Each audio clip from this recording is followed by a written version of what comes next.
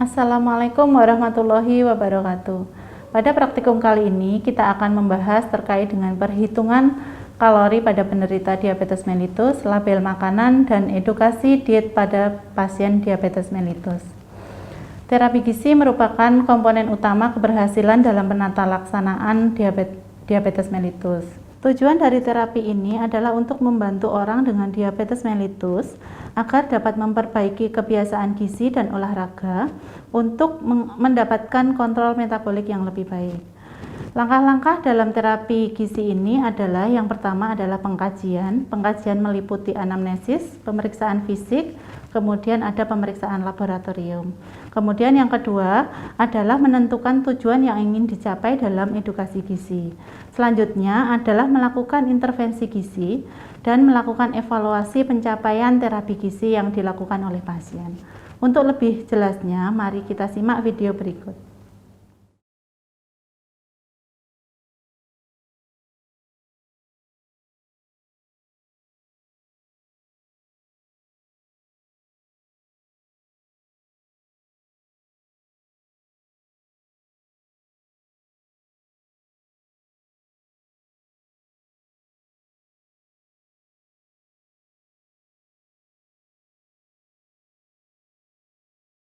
Assalamualaikum Ibu.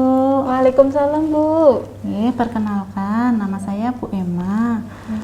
Saya perawat yang bertugas untuk membantu Ibu melakukan edukasi terkait dengan diet pada pasien diabetes mellitus. Boleh disebutkan ini dengan Bu siapa, kemudian umurnya berapa, alamatnya di mana? Nama saya Nyonya A, alamatnya di Gamping, umurnya 40 tahun. Baik, Ibu. Jadi tujuan kita hari ini adalah untuk melakukan terapi gizi Ibu. Nanti kan tadi kita sudah melakukan pemeriksaan terkait dengan kadar glukosa darah dan lain-lain. Nah, ini untuk tindak lanjutnya kita akan melakukan terapi gizi. Tujuannya nanti kita akan membantu Ibu untuk mengubah kebiasaan dan mengatur pola makan yang akan Ibu lakukan. Nanti yang akan kita lakukan hari ini adalah saya akan sedikit melakukan wawancara, melakukan pengkajian terkait dengan bagaimana sih pola makan yang selama ini Ibu lakukan. Kemudian nanti kita akan menghitung kebutuhan kalori hariannya Ibu, dan nanti kita akan diskusikan terkait dengan makanan-makanan yang sebaiknya dikonsumsi oleh penderita diabetes mellitus. Nanti waktunya sekitar 30 menit Ibu. Apakah Ibu bersedia? Bersedia Bu? Ya, alhamdulillah. Sebelum kita mulai, ada yang ingin ditanyakan terlebih dahulu Ibu? Tidak ada Bu. Tidak ada nggih. Oke, ini Bu, kita menggunakan beberapa alat peraga ya nanti ya. Ini sudah kita siapkan. Kemudian pintunya juga sudah saya tutup. Nanti apa yang Ibu ceritakan ke saya, insya Allah akan dijaga kerahasiaannya dan akan kita gunakan untuk proses penyembuhan Ibu atau terapi terkait dengan pola makan Ibu ini. Ibu sudah siap? Sudah siap Bu. Oke, kalau begitu kita mulai ya Bu ya. Mari kita cuci tangan dulu Bu. Ibu sudah bisa cuci tangan kan? Sudah Bu, alhamdulillah. Oke, kita cuci tangan Bu.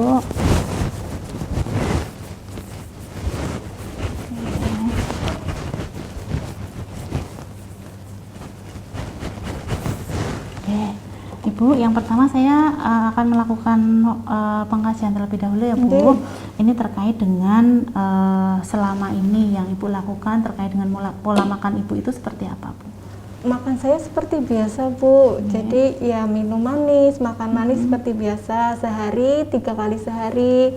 Sarapan juga makannya nasi gitu Bu. Kalau malam juga makan seperti biasa, seperti itu Bu. Seperti yang di rumah sama ngoten ya Bu? Jadi sama sekeluarga gitu. Kalau ngemil itu? Ngemil juga iya, suka ngemil niki napa? Kerupuk niku. Kerupuk, keripik gitu. Niku. Ini kan Ibu kan tadi juga sudah berkonsultasi dengan dokter. Nah, Ibu kan menderita diabetes mellitusnya sudah berapa lama Bu? Sudah 2 tahun apa Bu? 2 tahun. Nah, ini yang sejauh ini Ibu tahu terkait dengan pengaturan nutrisi apa diet itu untuk pasien DM itu seperti apa Bu? Kan Ibu Ya, sudah itu, menderita Bu. sudah 2 tahun ya. Setahu saya itu kalau penderita diabetes itu tidak boleh minum yang manis-manis nih Bu. Nggih. Cuma ya gimana ya Bu, saya tuh susah lepas dari yang manis-manis. Jadi kalau nggak minum yang manis tuh lemes nih loh Bu. Oh gitu. Oke. Baik. Kalau misalnya ini dari kebudayaan Ibu atau dari agama kayak gitu ada yang berpengaruh terhadap makanan yang Ibu konsumsi tidak Bu? Kalau agama tidak ada sih Bu, cuma mungkin kebudayaan ya Bu. Ini kan saya di Jogja, banyaknya makanan yang manis-manis. Jadi saya juga sukanya yang manis nih Bu. Jadi terpengaruh dengan itu ya Bu. Nggih.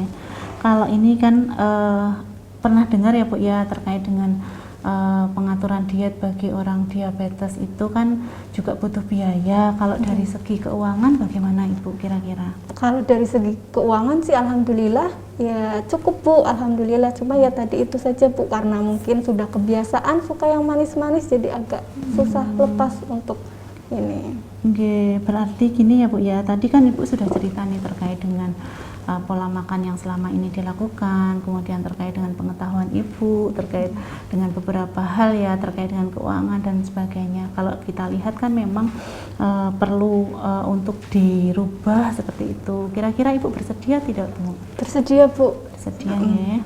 Udah pengen hidup lebih sehat lagi tuh Bu. Ya, alhamdulillah. Oke. Tapi kalau dari keluarga Ibu Bu, kira-kira mendukung tidak Bu untuk Sebenarnya pelaksanaan ini? iya Bu, sebenarnya keluarga saya sangat mendukung, terutama suami, karena kan saya masih punya anak kecil-kecil, di mana kan saya harus tetap merawat anak-anak ya Bu. Nah itu sebenarnya suami sangat mendukung seperti itu Bu. Ya, alhamdulillah ya, secara moral maupun secara finansial suaminya insya Allah akan mendukung ya Bu. Ya, baik, alhamdulillah kalau begitu. Jadi kita kan untuk melakukan dietnya kan jadi bisa lebih baik lagi karena dukungan dari keluarga juga sangat dibutuhkan untuk penata laksanaan diabetes ini. Walaupun kan posisinya Ibu memang ibu rumah tangga ya. Jadi memang penentunya selain kita sendiri yang mengontrol, dukungan keluarga juga dibutuhkan. Nah, kita lanjutkan ya Bu ya. Tadi kita sudah nimbang ya Bu ya. Sudah. Nah, tadi berat badannya berapa Bu? 65 Bu. 65. Baik, kemudian tinggi badannya 150. 150.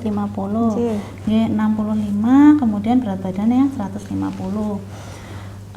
Tadi hasil pemeriksaan yang ada di lab, tadi hasil pemeriksaannya Ibu itu hasilnya gula darah hari ini, gula darah Ibu hari ini 300 Bu.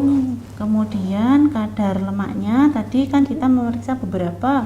Kolesterolnya itu 250, kemudian trigliseridnya itu 155, LDL 100 dan HDL-nya 50. Kemudian yang ini ada kadar HbA1c-nya 8% Ibu. Kalau dilihat dari hasil laboratorium kita hari ini itu sebagian besar itu di atas nilai normal. Nah, kalau dari itu maka kita akan menentukan tujuan ya Bu ya dari hasil tadi ngobrol-ngobrol dengan Ibu, kemudian dari hasil pemeriksaan penunjang, maka kebiasaan makan Ibu, pola makan Ibu, kebiasaan dietnya itu memang harus dirubah. Seperti itu Bu. Bagaimana Ibu menurut Ibu? Ya, saya bersedia Bu. Jadi nanti saya mengikuti apa yang Ibu nasihatkan seperti itu. Jadi gitu nggih Bu nggih. Jadi kita berusaha untuk merubah kebiasaan dan memperbaiki asupan nutrisi yang Ibu konsumsi selama ini gitu nggih Bu nggih. Tujuannya itu nggih Bu kita nggih. Oke. Kalau Ibu sudah bersedia, kita sudah punya satu persepsi untuk tujuan edukasi kita hari ini, maka kita akan lanjutkan dengan berbagai hal yang akan kita diskusikan. Ya, ini yang pertama itu terkait dengan jumlah makanan Bu. Kalau penderita DM itu kita kenalnya 3J. 3J. Ada jumlah, ada jenis, ada jadwal. Nah, nanti kita akan bahas satu-satu terkait dengan itu. Yang pertama, kita akan tentukan jumlahnya dulu. Jumlah itu hubungannya dengan kebutuhan kalori, Bu. Jadi kalau orang DM itu komposisi energi yang dibutuhkan kita itu 45 sampai 65%-nya itu berasal dari karbohidrat. Kemudian 10 sampai 20%-nya itu dari protein, 20 sampai 25%-nya itu dari lemak, dan kita harus mengatur jumlah kalori kita. Nanti setelah ini kita akan hitung sesuai dengan berat badan ibu itu bagaimana, berapa sih kebutuhannya gitu ya Bu ya. Nah itu terkait dengan jumlah kalori yang dibutuhkan. Kemudian ada beberapa jenis yang sebaiknya dikonsumsi oleh penderita diabetes mellitus. Yang pertama itu adalah mengkonsumsi makanan yang bersumber dari karbohidrat. Karbohidrat itu banyak ya Bu ya, karbohidrat kompleks seperti nasi misalnya, kemudian jagung ya Bu ya, ada jagung. Kemudian bisa ada roti, ada mie, kentang ya, ada kentang.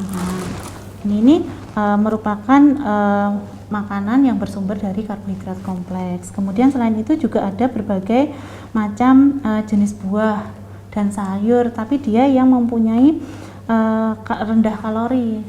Jadi kita harus memilih sayur-sayur yang dia mempunyai kadar kalori rendah atau kadar gulanya rendah, Bu. Kemudian kita juga harus memilih sayurnya itu yang punya warna ya Bu ya. Jadi ada yang hijau, yang merah gitu ya Bu ya, sayur yang berwarna. Kemudian kita juga boleh mengkonsumsi susu Bu. Susu yang kita pilih adalah susu yang dia rendah lemak atau tanpa lemak. Kemudian untuk lauk bisa ada ikan atau daging yang dia memang rendah lemak atau tanpa lemak, seperti itu Bu. Selain dari makanan, kita juga harus mengurangi makanan-makanan yang mengandung lemak Bu. Contohnya goreng-gorengan, kemudian jeroan kayak gitu. Ibu masih suka mengkonsumsi gorengan? Masih Bu, Bu. Tadi juga gorengan itu saya suka sekali dengan gorengan itu Bu. Gorengan juga masih mengkonsumsi masih, Bu. Nah itu sebaiknya juga kita hindari atau kita kurangi paling tidak gitu ya Bu ya. Kemudian ibu juga harus mengurangi konsumsi garam atau natrium. Nah, kenapa harus mengurangi konsumsi natrium? Karena kan biar tidak terjadi hipertensi atau tekanan darah ibu jadi semakin tinggi seperti itu. Kemudian ibu juga ini untuk penderita ini ya Bu ya, untuk yang punya kebiasaan mengkonsumsi alkohol, dia harus menghentikan perilaku konsumsi alkohol seperti itu. Kalau ini kan tidak untuk ibu ya Bu ya, kalau tadi kan tidak mengkonsumsi minuman keras atau yang beralkohol. Nah, terkait dengan jadwal makan, nah ini sebenarnya jadwal makannya orang diabetes itu sama Bu dengan orang-orang yang biasa yang sehat, tetap 3 kali porsi ya, 3 kali makan. Kemudian dia juga punya snack 2-3 kali. Hanya yang membedakan misalnya dari kebutuhan kalori itu kita bagi-bagi Bu. Kalau untuk makan pagi itu 20%. Kemudian makan siangnya 30%, makan sorenya 25%, dan sisanya nanti 10-15% itu untuk snack atau makan cemilan gitu ya Bu ya. Sampai di situ Ibu ada yang ingin ditanyakan dulu Bu? Tidak ada Bu. Tidak ada. Kalau tidak ada, alhamdulillah kita lanjutkan untuk menghitung kebutuhan kalori Ibu ya Bu ya. Kita menggunakan form penghitungan kalori Bu. Ini Ibu A ya Bu ya. Lahirnya kapan Bu? Lahirnya itu 40 tahun lalu, tahun berapa nih kok Bu? Oh iya 40 ya Bu ya, umurnya 40 tahun. Dan tadi alamatnya di Gamping ya Bu ya. Tadi hasil berat badannya berapa Bu? 65 nggih. Nah, kemudian tinggi badannya 150 nggih Ibu. Ya. Ini kita akan menghitung berat badan ideal dulu. Jadi kita hitung berat badan ideal Ibu. Nah, ini cara menghitungnya Ibu nanti sambil belajar ya. Karena tinggi Ibu itu kan 150. Nah, 150 nanti untuk laki-laki atau perempuan yang dia punya berat badan itu 150, ibu perempuan ya, itu cara menghitung berat badan idealnya nanti tinggi badan dikurangi 100. Tinggi badan dikurangi 100. Jadi kan tinggi badannya tadi 150, kemudian dikurangi 100 itu ketemunya 50 kg. Idealnya ibu punya berat badan 50 kg. Jadi nimbang 65 ya Bu ya. Jadi ada kelebihan. Nah, setelah itu kita akan tentukan berat badan minimal dan berat badan maksimal. Jadi nanti kita untuk mengetahui berat badan normalnya ibu.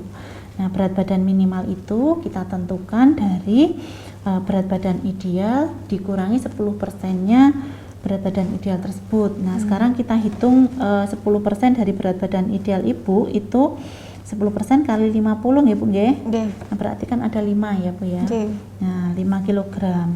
5 kg berarti berat minimal ibu nanti ada 50 dikurangi 5 sama dengan 45 kg. Itu minimal berat badan ibu itu masih dikatakan normal. Kemudian berat badan maksimalnya, kalau tadi minimalnya itu dikurangi, kalau maksimalnya ditambahkan. Jadi berat badan idealnya tadi ibu 50, kemudian ditambahkan 5. Jadi 55 kg. Nah, di antara rentang 45 sampai 55 itu dikatakan berat badannya ibu normal. Itu cara ngitungnya ibu. Jadi kalau ibu punya berat badan 45 sampai 55 itu masih dalam rentang normal. Ini karena ibu berat badannya lebih dari itu, maka kita akan tentukan status gizi status gizinya ya Bu ya. Nah, kalau dari berat badan ibu tadi kan 65. Nah, ini jadi ibu masuknya ke kategori yang gemuk. Seperti itu. Sudah paham Bu sampai sini? Sudah Bu. Oke, kita lanjutkan kalau ibu sudah paham. Nah, kemudian selanjutnya kita akan tentukan kebutuhan kalori basal. Kebutuhan kalori basal itu adalah kebutuhan kalori yang dipakai untuk aktivitas organ dalam, misalnya kerja jantung, paru, kemudian nanti ada kerja-kerja organ yang ada di dalam tubuh kita. Nah, itu kita ngitungnya berdasarkan ini ya, jenis kelamin ibu. Nah, ini kan ibu perempuan, jadi untuk kebutuhan kalori basal untuk perempuan itu 25 kalori per kilogram berat badan. Nah, kalau untuk laki-laki itu adalah 30 kalori. Jadi laki-laki itu lebih besar kebutuhan kalori basalnya daripada perempuan. Itu ya Bu ya. Nah, kemudian kan ini kan ibu pekerjaannya apa ya Bu? Sehari-hari saya sebagai guru Bu, jadi mengajar di sekolah niku. Berarti guru nggih Bu nggih. Nah, kalau kita kategorikan di sini ada beberapa kategori aktivitas. Nah, aktivitas ringan, sedang maupun berat. Kalau aktivitas ringan itu misalnya kayak ibu misalnya pegawai kantor, kemudian guru, kemudian ibu rumah tangga, itu kategorinya dia aktivitasnya ringan. Kemudian kalau dia sedang itu seperti misalnya dia pegawai industri, kemudian dia mahasiswa yang aktivitasnya lebih banyak, kemudian dia kayak misalnya militer yang dia tidak sedang perang. Nah, itu masuknya ke kategori sedang aktivitasnya. Kemudian yang berat itu kayak petani, buruh, seperti itu Bu. Itu dia masuk kategori aktivitas berat. Kemudian aktivitas sangat berat itu misalnya tukang batu atau misalnya tukang becak, seperti itu yang dia membutuhkan energi yang lebih banyak. Nah, aktivitas ini juga akan berpengaruh ya Bu ya, berpengaruh terhadap jumlah kalori yang kita butuhkan. Jadi kalau dari pekerjaannya ibu tadi sebagai guru, maka kategori aktivitasnya termasuk dengan aktivitas yang ringan. Betul ya Bu. Nah, dari informasi tadi kita akan ini ya Bu ya, hitung jumlah kalorinya dulu. Ini Bu, kita hitung ya Bu nggih. Untuk kalori basal terlebih dahulu. Saya menggunakan kalkulator ya Bu ya. Bu. Kita hitung dulu. Untuk kalori basal itu tadi kan berat badan ideal kali kebutuhan kalorinya. Berat badan idealnya tadi kan Ibu 50 ya Bu ya? 50. Kemudian dikali 25. Nah ini ketemunya 1250 kalori. Nah kemudian selanjutnya itu ada koreksi terkait dengan usia. Jadi usia Ibu 40 ya Bu ya? 40. Nah untuk 40 itu nanti dikoreksi di min 5% dari total kalori basal tadi. Nah jadi di min 5 kali 1250 ketemunya min 62,5. Nah kemudian untuk aktivitas tadi Ibu masuknya ke ringan ya Bu ya? Nah kalau yang untuk ringan itu nanti kita tambahkan dengan 20% dari jumlah kalori basalnya. Jadi 20% kali 1250. Nah, ketemunya 250 kalori, Ibu. Kemudian nanti status nutrisi tadi Ibu masuknya kategori yang gemuk ya Bu ya? Berlebih tadi berat badannya. Berlebih itu kita kurangi. Kalau berlebih itu dikurangi 20%.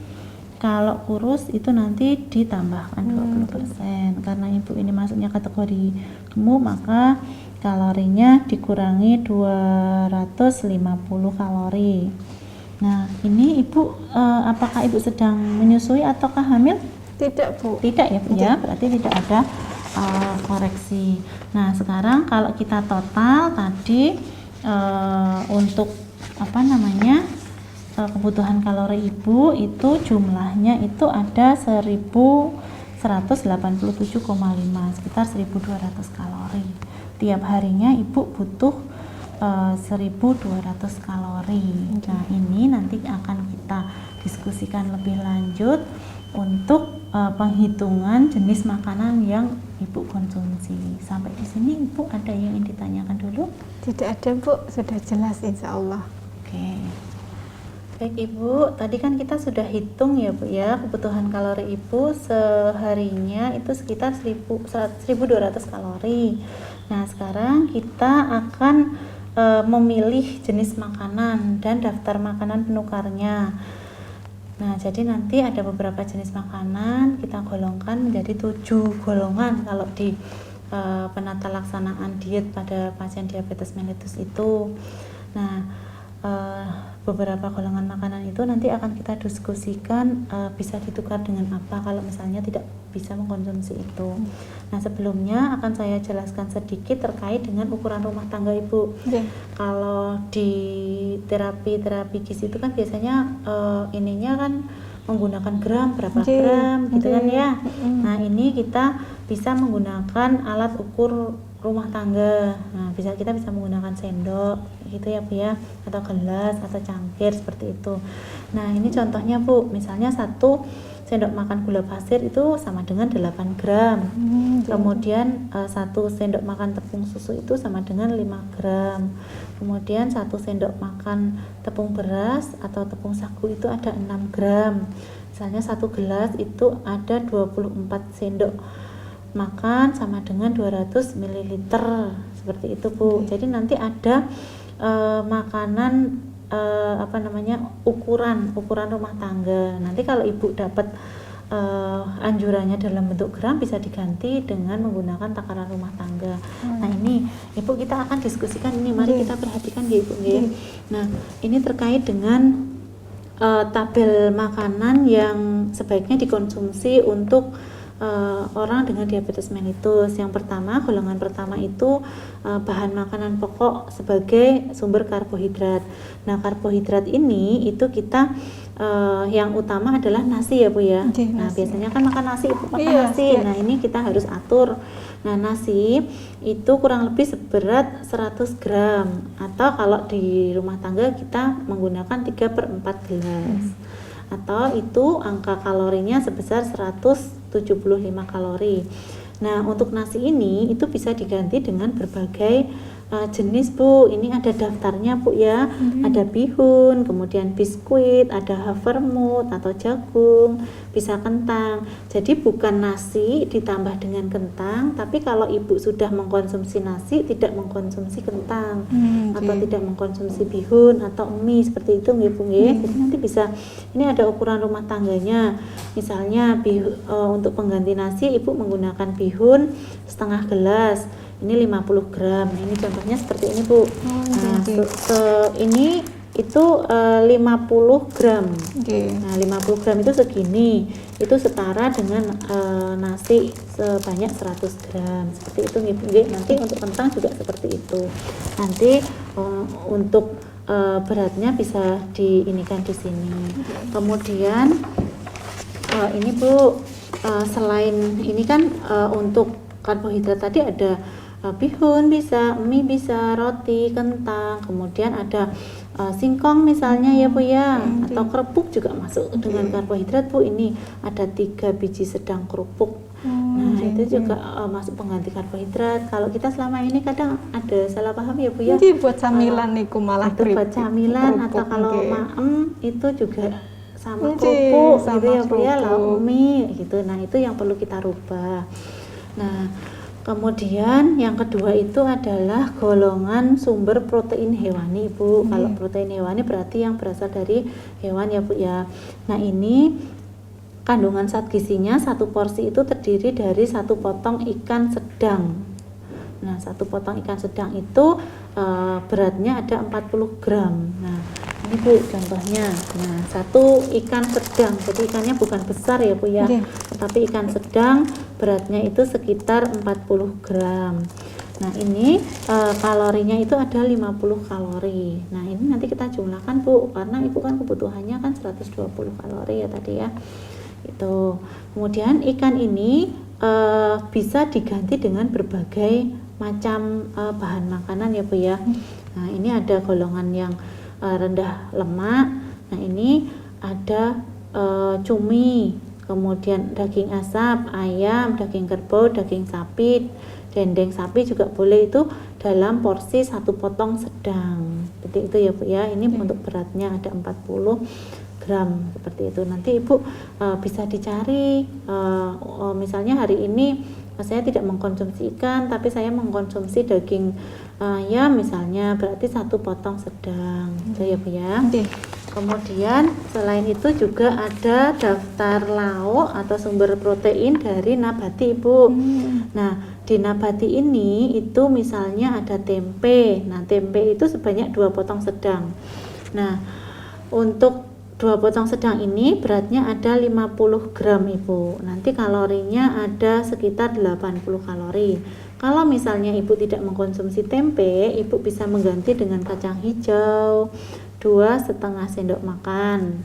Kemudian ada kedelai, ada kacang merah, ada kacang mete, atau ada ini kembang tahu bisa ya Bu ya, atau tahu atau sari kedelai kayak gitu. Jadi dia yang bersumber protein dari hewan nabati atau tumbuhan. Tadi kan yang dari hewani, sekarang dari nabati. Nah untuk golongan keempat ini adalah golongan pangan dari sayur mayur. Nah untuk sayur mayur ini kita mempunyai 3 jenis golongan lagi Bu. Sayurnya kita bagi menjadi 3. Yang pertama itu adalah kandungan yang mempunyai kalori sangat rendah. Jadi dia bagus malah ya, karena dia kalorinya sangat rendah. Nah ini contohnya Bu, ada gambas, ada jamur kuping, ada tomat, ada onyong, kemudian ada ketimun, labu air, dan selada air. Itu mempunyai kadar kalori yang sangat rendah. Nah ini dianjurkan ya Bu. Oke Ibu, untuk yang golongan kedua ini adalah kelompok makanan dari lauk pauk yang bersumber hewani ya Bu ya. Hewani itu berarti berasal dari hewan. Nah di sini itu 1 porsinya itu terdiri dari 1 potong ikan segar. Tadi ini ya Bu ya, 1 potong ikan segar dengan berat 40 gram ikan. Ya kalorinya ada 50 kalori. Nah di sini di golongan lauk sumber protein hewani itu kita bagi menjadi beberapa golongan lagi Bu. Yang pertama itu adalah golongan makanan yang mempunyai rendah lemak. Nah, ini lemaknya rendah contohnya. Nah, di sini yang rendah lemak itu adalah babat 1 potong sedang, kemudian cumi 1 ekor kecil, kemudian daging asap, daging ayam, daging kerbau, daging sapi, kemudian dendeng sapi. Nah, itu juga masuk ke dalam makanan protein hewani yang dia mempunyai rendah lemak, kayak gitu ya Bu ya. Kemudian ini juga ada ikan gabus, ada hati, ikan lele, kemudian ikan mas. Nah, ini yang sebenarnya semua makanan protein itu boleh, yang perlu Ibu perhatikan adalah porsinya ya Bu ya, ukuran rumah tangganya nanti ini ada 1 ekor kecil. Nah, Ibu bisa memilih untuk mengganti makanan itu dengan salah satu jenis makanan yang ada di sini. Kemudian ada golongan dengan lemak sedang. Nah, lemak sedang itu sumber protein hewani itu mengandung 75 kalori. Ini lebih besar kalau lemak sedang. Nah, kemudian kita misalnya ada bakso, kemudian ada daging kambing, ada daging sapi. Nah, ini porsinya yang agak berbeda ya Bu ya. Kemudian ada ginjal sapi, hati ayam, hati sapi, otak, telur bebek asin, kemudian telur puyuh dan usus sapi.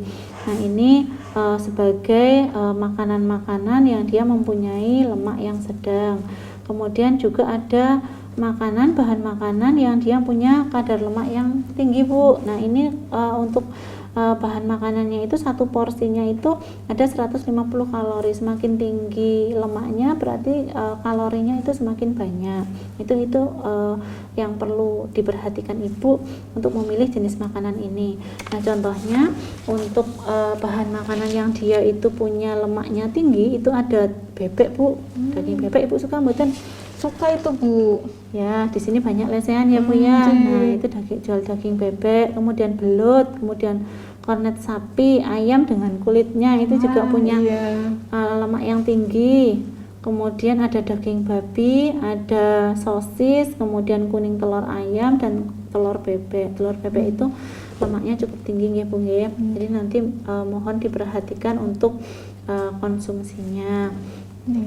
Nah, selain itu tadi kan ada kelompok yang dari nabati hewani ya Bu ya. Nah, sekarang ada lagi golongan yang dari nabati atau dari tumbuh-tumbuhan. Nah, di sini satu porsinya itu sebanyak 2 potong sedang tempe Bu, atau setara dengan 50 gram. Jumlah kalorinya 80 kalori. Nah, di sini ada beberapa daftar makanan yang bisa sebagai pengganti makanan tersebut. Contohnya ada kacang hijau 2,5 sendok makan, kemudian ada kacang kedelai, kacang merah, kacang mete, kacang tanah kupas dan sebagainya ya Bu ya. Nanti bisa Ibu pilih untuk pengganti tempe 2 potong itu bisa dipilih.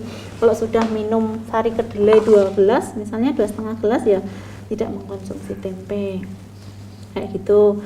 Kemudian selain protein tadi kan ada karbohidrat, kemudian ada protein. Nah, ini ada kelompok sayuran Ibu. Nah, sayuran itu juga kita bagi menjadi beberapa kategori Bu. Yang pertama itu adalah sayuran yang dia punya kalori rendah. Kalori sangat rendah malahan ini. Nah, sangat rendah itu ada gambas, jamur kuping, tomat, onyong, kemudian ketimun, labu air, selada air. Ibu pernah mengkonsumsi mboten Bu? Pernah Bu. Pernah timun, selada air, niku sering Bu. Ya, itu dia mempunyai kadar kalori yang cukup rendah. Jadi dianjurkan untuk dikonsumsi untuk penderita diabetes mellitus. Kemudian ini adalah golongan yang dia punya kadar per porsi ini golongan B itu kandungan gizi per porsi itu 100 gram Bu, dia 25 kalori. Itu jenis sayurannya. Nah, di sini ada bayam, kemudian beet, kemudian ada kapri muda, brokoli, kembang kol, kemangi, kangkung, terong. Nah, itu ya Bu ya. Itu adalah beberapa jenis sayuran yang dia mempunyai per porsinya itu 100 gram itu 25 kalori kayak gitu ya Bu ya. Kemudian ada juga golongan C itu yang dia mempunyai kadar kalorinya 50 kg karbohidrat, kemudian 3 gram protein. Nah, satu ini kita mengkonsumsinya kurang lebih 1 gelas sayuran setelah dimasak. Nah, itu ada bayam merah, ada daun katuk, ada daun melinjo, kemudian ada kacang kapri misalnya, ada daun talas juga ya, melinjo, kluwe, nah, daun singkong. Itu Bu untuk beberapa sayurannya. Nah, kemudian ada juga buah-buahan Bu, buah-buahan dan gula. Nah, di sini itu ada kandungan yang setara dengan 1 pisang Ambon ukuran sedang, atau 50 gram atau 50 kalori dan 100 gram karbohidrat. Nah, di sini penukar satu buah pisangnya itu bisa diganti dengan alpukat besar ya, setengah tapi Bu. Alpukat yang besar itu setengah, itu beratnya 50 gram. Kemudian anggur, kemudian apel merah, apel malang, belimbing, ada belewah, duku ya Bu ya. Nah, durian juga ada Bu, tapi dia hanya 2 biji ya, hanya 2 biji seperti itu. Nah, ini juga ada jambu, ada jeruk seperti itu ya Bu ya. Nanti Ibu pilih untuk jenis buah yang akan Ibu konsumsi sehingga kita mengkonsumsinya tidak berlebih. Nah, ini ada beberapa buahnya ya Bu ya, nanti Ibu bisa memilihnya. Kemudian terkait dengan susu, nah ini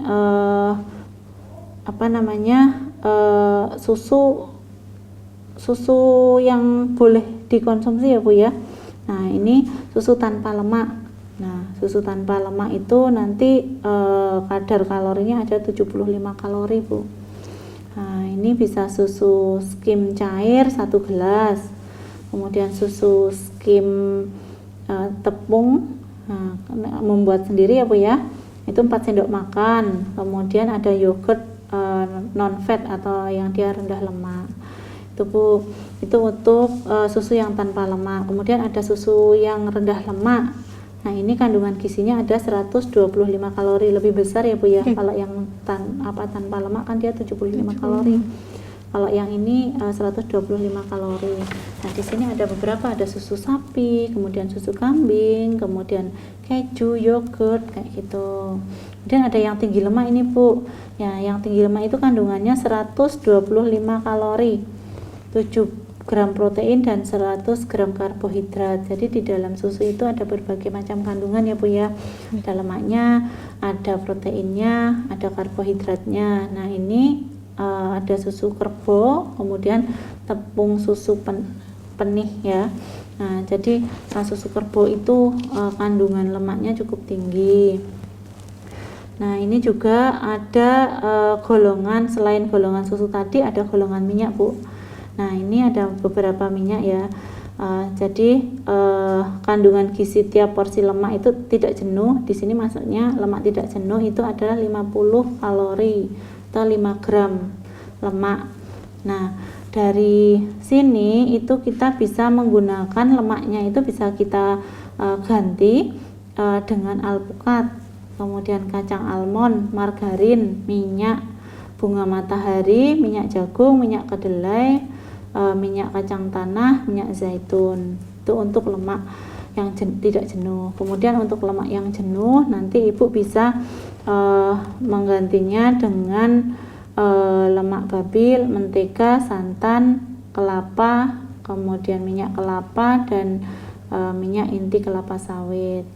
Itu Bu untuk jenis makanan yang minyak-minyakan ya Bu ya tadi. Kemudian ada golongan 8 itu terkait dengan makanan yang tanpa kalori. Kalau ini makanan-makanan yang tidak ada kalorinya Ibu. Nah, makanan yang tidak ada kalorinya itu ada agar-agar, ada kaldu, ada air mineral, ada juga gelatin dan gula pengganti. atau aspartam dan sakarin yang lebih dikenal sakarin ya Bu ya biasanya. Nah, gula-gula itu kemudian ada teh, kopi dan kecap. Itu Bu jenis makanan-makanan yang kita bisa pilih dan penukarnya tadi ada 9 golongan ya Bu ya, mulai dari karbohidrat, kemudian tadi ada lauk secara hewani, kemudian nabati, kemudian ada lemak, ada minyak, ada sayuran, ada buah-buahan gitu ya Bu ya. Jadi nanti Ibu harapannya setelah ini mungkin nanti akan saya bekali dengan leaflet ya Bu ya, nanti Ibu bawa untuk di rumah untuk menentukan bahan makanannya.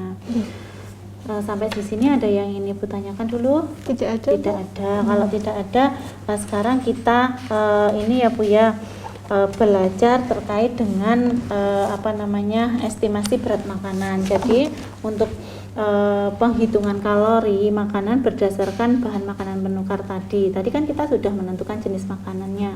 Nah sekarang kita akan memilih bahan makanannya. Nah, yang pertama adalah kalau Ibu di rumah itu caranya Ibu ya Bu ya menggunakan timbangan. Ya, ini karena ini tidak ada yang asli ya Bu, saya ambilkan timbangan sebentar ya Bu ya.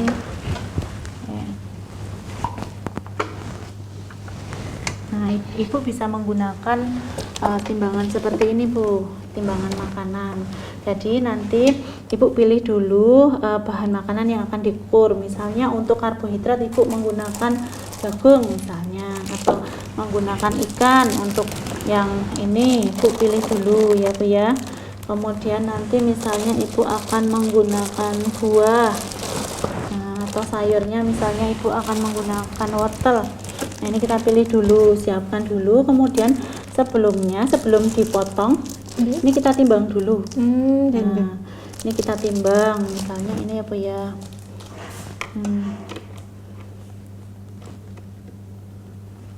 Oke, ini beratnya 100 gram wortel. Yang kotornya kita ini dulu, kita tulis 100 gram. Kemudian setelah itu kita kupas Bu, kupas wortelnya, terus baru ditimbang lagi. Nanti hasilnya berapa. Jadi yang kita hitung adalah makanan yang bersih. Nah setelah itu baru kita hitung kalorinya berdasarkan makanan penukarnya. Jadi nanti bahan makanan itu misalnya jagung ya kita timbang dulu sebelumnya berapa, kemudian kita kupas, pokoknya siap makan atau siap dimasak itu kita timbang terlebih dahulu. Itu ya Bu ya. Kemudian selain pemilihan, kemudian kita menentukan ini, kita juga perlu mengatur jadwal makan kita. Nah tadi ya Bu ya, untuk makan kita menggunakan 5 porsi ya Bu ya tadi ya, 5 porsi makan 2-3 kali 2-3 kali mengkonsumsi snack itu kan Bu ya. Kemudian untuk itu kita perlu merencanakan ini Bu, merencanakan jadwalnya. Misalnya makan pagi kan tadi kan ada 3 kali ya Bu ya. 3 kali berarti misalnya pagi, siang, kemudian malam. Nah, nanti kita akan makan jam berapa pagi? Misalnya Ibu biasanya makannya jam berapa? Pagi itu sekitar jam 7 itu Bu. Jam 7, misalnya jam 7 itu makan pagi. Kemudian kalau makan siang berapa? Sekitar jam 12 itu jam Bu. 12. Baik. Kemudian makan malamnya? Maghrib itu. Maghrib. Berarti sekitar jam 19 nih Bu. Nah, ini kan kita 3 kali makan ya. Tadi prosentasenya kan sudah kita ini kan di depan. Nah, Ibu punya 2 kali atau 3 kali selingan makan boleh. Berarti nanti mungkin jam 7, jam 10 ya Bu ya. Jam 10 Ibu boleh makan selingan. Kemudian di sini ada jam 15 mungkin bisa makan selingan.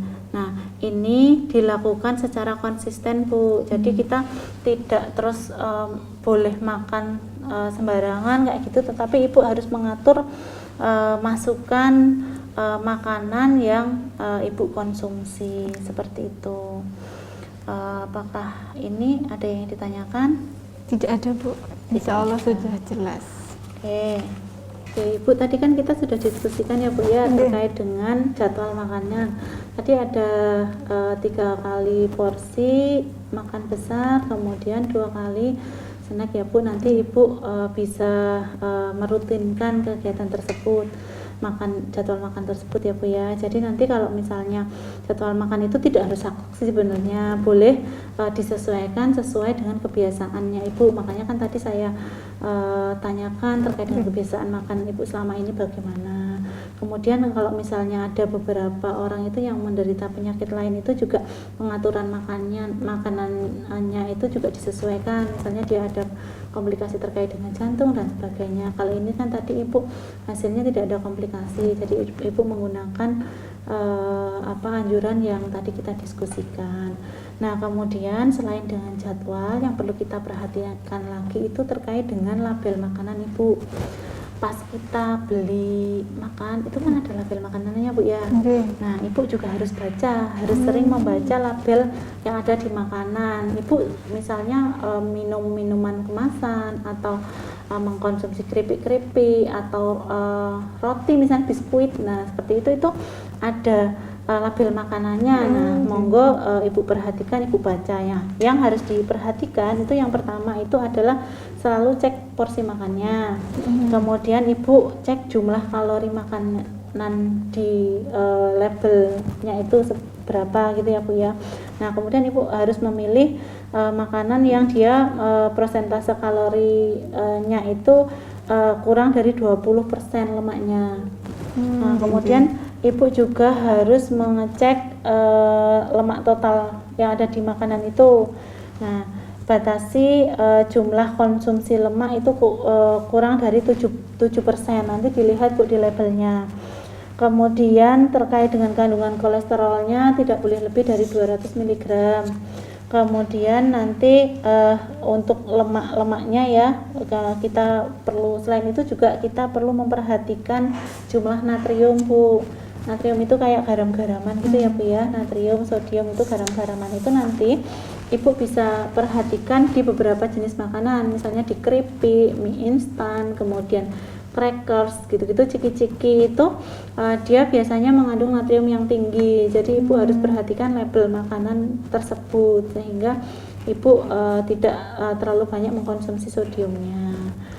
Nah, untuk konsumsi natrium atau sodium ini Ibu dianjurkan kurang dari 2300 mg atau garam dapurnya kurang dari 6 gram setiap harinya gitu ya Bu ya, agar tekanan darah kita itu tetap normal. Nah, kemudian untuk selain itu kita juga harus mengecek jumlah karbohidrat totalnya Bu. Nanti kita lihat ya Bu ya untuk cara mengeceknya. Kemudian kandungan protein, kandungan vitamin, mineral, kemudian juga ada rekomendasi diet yang ada di yang kita diskusikan tadi. Nah, selain itu kita juga harus mengecek tanggal kadaluarsanya Bu, itu penting. Nah, dari beberapa label makanan, kalau misalnya kita ada di mie instan, kemudian ada di beberapa keripik itu kan ada bumbu-bumbunya juga. Nah, itu juga kita perlu mengecek bumbu-bumbu yang digunakan di dalam pembuatan makanan tersebut. Ini saya contohkan ya Bu ya. Nah, ini Ibu kadang mengkonsumsi ini misalnya. Nah, ini kita baca Bu. Nah, di sini kan ada informasi nilai gizi. Nah, ini kita baca. Di sini ada takaran per kotaknya itu kan jumlah totalnya itu ada 200 ml. Kemudian dia untuk total energinya ada 80 kilokalori ya Bu ya. Nah, ini ada kandungan lemak totalnya dia berapa. Dia kalau di ini kebetulan dia 0. Kemudian ada total karbohidrat, gula, kemudian natrium, kalium, vitamin C, kemudian dia ada zat besi, ada iodium dan sebagainya. Nah, ini Ibu perhatikan. Jadi apa yang sudah kita diskusikan tadi bisa di ini. Jadi kalau saya minum 1 botol misalnya, itu sebenarnya berapa kalori yang sudah saya konsumsi, itu perlu diperhatikan. Kemudian kita juga perlu memperhatikan apakah dia tanggal kadaluarsanya ya Bu ya, tanggal kadaluarsanya berapa. Jangan sampai kita mengkonsumsi makanan yang tidak layak untuk dikonsumsi. Gitu Bu. Untuk diskusi kita hari ini cukup sampai di sini. Kira-kira apakah ada yang ingin Ibu diskusikan?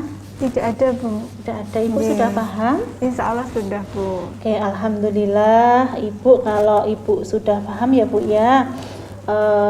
Sekarang kalau Ibu sudah paham, coba saya akan ini ya Bu ya, melakukan evaluasi. Nah, setelah kita berbincang ini rasanya bagaimana Bu perasaannya? Jadi lebih tahu banyak sih Bu, kan kayak semisal makan kerupuk dengan nasi itu kan biasa Bu, ternyata memang harus dihitung lebih detail lagi seperti itu Bu. Jadi memang tadi itu sudah ada hitung-hitungannya, ternyata kan Bu selama ini tuh tidak pernah menghitung itu Bu, jadi makan saja seperti itu Bu. Oke, alhamdulillah ya, makan saja. Oke, kalau tadi tadi kan saya sudah berdiskusi panjang lebar ya Bu ya, untuk terkait dengan prinsipnya pengaturan DM itu kan ada 3J, itu apa saja Bu? Jumlah, terus jenis, sama satunya apa ya Bu, saya lupa. Jadwal ya, ada jumlah kalori, kemudian jenis, ada jadwal. Kemudian tadi cara penghitungan kebutuhan kalorinya berdasarkan apa Ibu masih ingat? Penghitungan kalorinya itu berdasarkan ditimbang dulu gitu Bu. Berat badan. Ya, tadi kan ada berat badan ideal Ibu ya Bu ya. Kebutuhan kalori harian kita itu tergantung dengan berat badan Ibu. Tadi sudah kita hitung kebutuhan kalori Ibu berdasarkan berat badan yang sedang dialami saat ini ada 1.200 kalori ya Bu ya. Nah, untuk penghitungannya sendiri tadi berdasarkan jenis makanannya ya Bu ya, dari 1.200 tadi itu dipilih yang karbohidrat, kemudian protein, kemudian sayur-sayuran, ya, susu dan sebagainya. Kemudian jangan lupa juga Ibu untuk membaca apa saja Bu kalau di label makanan tadi Bu? Tadi ada jumlah total energinya, karbohidrat, natrium, terus juga tadi yang diingat itu tanggal kadaluarsanya juga harus dicek itu Bu. Bagus sekali ya Ibu ya, tadi Ibu sudah memperhatikan apa yang sudah kita diskusikan hari ini. Semoga bisa diterapkan di kehidupan Ibu. Saya simpulkan untuk kegiatan hari ini alhamdulillah berjalan dengan lancar ya Bu ya. Kita sudah melakukan pengkajian terkait dengan pengetahuan Ibu, kemudian kita juga sudah menghitung kalori yang dibutuhkan Ibu, mendiskusikan terkait dengan jenis makanan yang harus sebaiknya dikonsumsi, kemudian jadwalnya, dan beberapa hal yang perlu diperhatikan terkait dengan label makanan pada penderita diabetes mellitus. Alhamdulillahirabbil alamin ya Bu ya. Ibu juga sudah baik sekali tadi, sudah merespon, memperhatikan. Semoga apa yang kita lakukan saat ini bisa bermanfaat untuk kesehatan Ibu, terutama untuk mengontrol kadar gula darah Ibu. Seperti itu. Amin Bu. Ya, sekali lagi ada yang ditanyakan lagi Bu? Tidak ada Bu. Ada, kalau tidak ada coba kita berdoa bersama ya Bu untuk kesembuhan Ibu. Mari kita berdoa Bu. Bismillahirrahmanirrahim. Allahumma rabbana sihadil isri anta safi la sifa ila sifa ukala yuwadiru sakoma amin ya Rahman. Oke.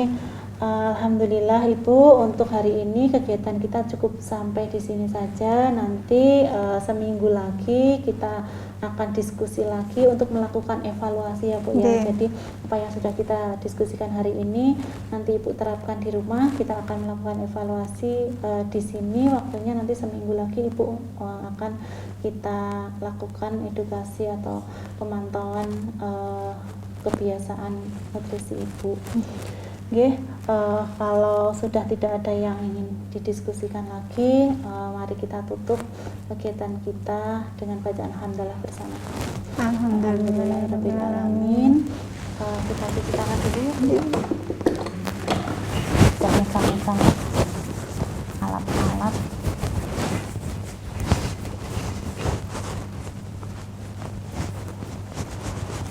Baik Ibu, Sugeng Kondur, semoga sehat selalu. Amin. Ya, saya akhiri. Wassalamualaikum warahmatullahi wabarakatuh. Waalaikumsalam warahmatullahi wabarakatuh.